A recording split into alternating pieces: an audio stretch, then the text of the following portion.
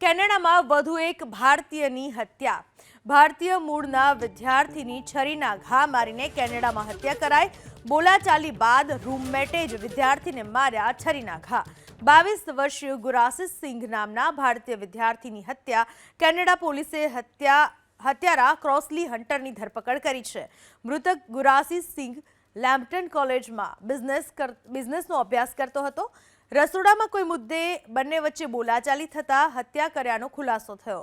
કોલેજે ભારતીય વિદ્યાર્થીની હત્યા મુદ્દે દુઃખ વ્યક્ત કર્યું છે.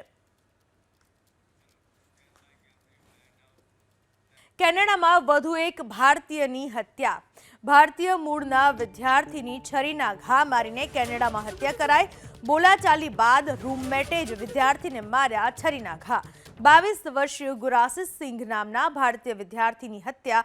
કેનેડા પોલીસે હત્યારા ક્રોસલી હન્ટરની ધરપકડ કરી છે. મૃતક ગુરાસીસ સિંઘ લેમ્પ્ટન કોલેજમાં બિઝનેસનો અભ્યાસ કરતો હતો.